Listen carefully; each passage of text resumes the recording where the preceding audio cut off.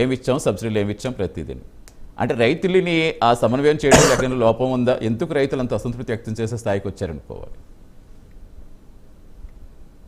రైతులు అసంతృప్తికి స్థాయికి వచ్చారని వాళ్ళు ఎవరు చెప్పారు సార్? వీళ్ళు చెప్తున్నారు అసంతృప్తి అని, వీళ్ళు మాట్లాడుతున్నారు కానీ తృప్తిగా ఉన్నారా అసంతృప్తిగా ఉన్నారని వీళ్ళకేం తెలిసింది? ఏదో ఇట్లా వెళ్ళి అట్లా రాగానే వీళ్ళకి తెలిసిపోద్దా? నాగార్జున గారు చెప్పినట్టుగా ఎవరితో మాట్లాడారు మీరు? ఇప్పుడు మీరు రైతుల పక్షాన్ని వెళ్తే రైతులు తిరగండి అబ్బా, ఒక గంట కేటాయించండి, లేదంటే 2 గంటలు కేటాయించండి, ఇంకా మీకు ఓపుకుంటే, ఎందుకంటే మీకు అంత ఓపుకుంటుంది కాబట్టి గంట అంటున్నా, ఒక పూట అంతా కేటాయించి కాస్త చెరువుల దగ్గరికి వెళ్ళండి, చూడండి, ఆ ఊర్లోకి ఏదైతే ఊర్లు ఉన్నాయో ఆ ఊర్లోకి వెళ్ళండి, రైతులతో మాట్లాడండి. ఏం జరిగింది గతంలో, ఏంటి పరిస్థితి, ఇప్పుడు పరిస్థితి ఏంటి? ఏమీ లేకుండా ఒక సభ పెట్టుకోవటం, ఆ సభ దగ్గరికి వెళ్ళటం, ఆ పైన కొంతమంది కూర్చోవటం, కింద కొంతమందికి ఇందాక మా శిరీష గారు చెప్పినట్టుగా ప్లకార్డులు ఇవ్వటం, ప్లకార్డులు ఇచ్చి అర్పించుకోవటం. ఇదా ఒక సిస్టమ్ ఉండాలి కదా?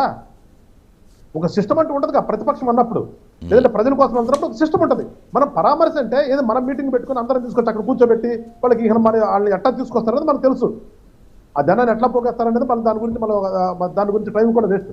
ఇవన్నీ తెలుసు. అది కాదు కదా, నువ్వు వెళ్ళదలుచుకున్నప్పుడు నేను కానీ మీరు కానీ ఇంకొకళ్ళు కానీ ఒకళ్ళు పరామర్శిస్తా అనుకున్నప్పుడు ఆ ఊరేళ్ళు కూర్చోవాలి.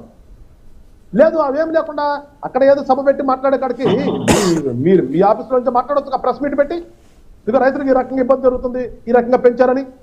ఇందాక మా శిరీష గారు లెక్కలు చెప్తే అన్ని ఏదో స్క్రిప్ట్ అంట. మరి ఏ స్క్రిప్ట్ లేకుండా చిన్నప్పరెడ్డి గారు ఎట్లా చెప్పాడు 4,300 4,600 కోట్లు మేము ఇచ్చామని? ఈ ఆఫీసులో కొంచెం చెప్తున్నా కదా మీకు కూడా. అట్లాగే లెక్కలు ఉంటాయి సరే, ఆ లెక్కలు తీసుకొచ్చే పక్కన పెడతాం. అందుకే నేను ఇందాక చెప్పింది, లెక్కలు తీసుకొచ్చే పక్కన పెడతాం. రైతుల గురించి లెక్కలు ఎప్పుడు ఆన్ పేపర్ మనకు కనిపిస్తూ ఉంటాయి. ఏ గవర్నమెంట్ వచ్చినా కానీ, ఏ గవర్నమెంట్లో అయినా ఆన్ పేపర్ ఇది ఇంత ఇచ్చాము, ఇంత వీళ్ళకి సబ్సిడీ ఇచ్చాము, ఇంత ఇచ్చామని ఎప్పుడు ఆన్ పేపర్ ఉంటుంది. వాట్ అబౌట్ గ్రౌండింగ్ అంట నేను. What about grounding? ఆ ఊర్లో పరిస్థితి చూడాలి కదా మనం. ఎవరన్నా అక్కడికి వెళ్తున్నామా, అక్కడికి వెళ్ళి చూసి మాట్లాడాలి మనం. అవన్నీ వదిలిపెట్టేసేసి మాట్లాడితే ఎలాగండి?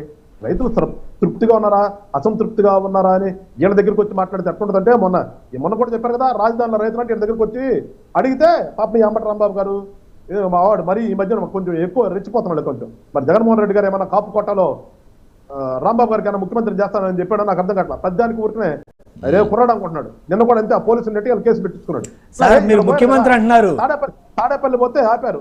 తాడేపల్లి పోతే అక్కడ రైతులందరూ కూడా ఎలాంటారా బాబు, మీరు చేసిన 5 సంవత్సరాలు ఏమైపోయింది, ఇవాళ ఎందుకు వచ్చారు మీరు అని చెప్పి అక్కడ గొడవ జరిగింది.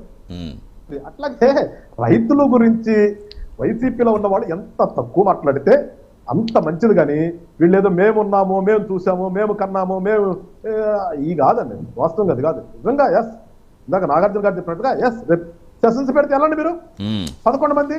లేదు అక్కడ మీ ఇష్టం వచ్చినంతగా మీకు ఎంత టైం ఇస్తారో 11 మందిని కూడా తీసుకుని జగన్మోహన్ రెడ్డి గారే మాట్లాడండి. మీరు సమస్యల గురించి మాట్లాడండి, వెల్కమ్. మేము కూడా అదే కోరుకుంటున్నాం.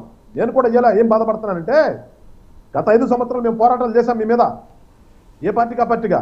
ఇవాళ ఏదైనా చిన్న ఇబ్బంది ఉన్నా కానీ మాట్లాడాల్సిన వాళ్ళు మీరు. మేము ప్రభుత్వం ఉన్నాం, మేము వస్తే మళ్ళీ దాన్ని ఇంకో రకంగా మీరు చేస్తారు. ఇబ్బందులు లేకుండా ఏ గవర్నమెంట్ ఉండవు సార్.